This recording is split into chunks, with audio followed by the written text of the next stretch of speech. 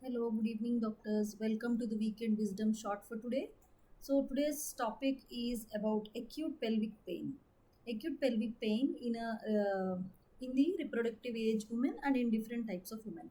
The causes of the acute pelvic pain ranges from different age groups. So, in the premenarche, there are different causes such as congenital causes like hematocolpos or hematometra. So, whenever a premenarche age group woman or a girl is complaining of acute pelvic pain, ask her if she has attained menarche or not, and then you suspect hematocolpos or hematometra.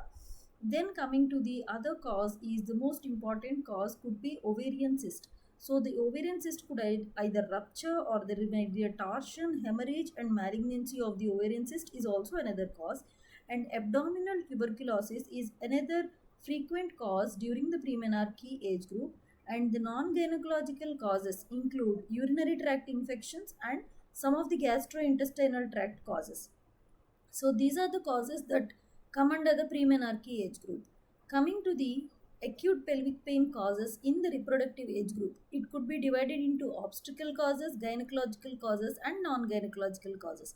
So the obstacle causes include the most important are abortion, ectopic, red degeneration of fibroid, or any torsion of the ovarian cyst in the pregnancy also might come in the obstacle causes. So, whenever a reproductive age group woman is complaining of acute pelvic pain or acute abdominal pain with associated with amenorrhea, then immediately go for UPT or urine pregnancy test. Okay, so this could be life saving as there might be a cause of ruptured ectopic pregnancy also. So, some of the gynecological causes include ovarian torsion, PID, and endometriosis. Then the non-gynecological causes include retention of urine, gastrointestinal pain, and tuberculosis. Coming to the causes of acute pelvic pain in the premenopausal and the menopausal age group comes under retention of urine, sarcoma, pyometra, and tumors. So this one chart will show you how to diagnose or differential diagnosis of all the causes of the acute pelvic pain. So coming to the treatment of acute pelvic pain in gynecology. So the detailed history is important and clinical assessment per abdominal examination, per vaginal bimanual examination, per speculum examination is important and relevant investigations are to be done.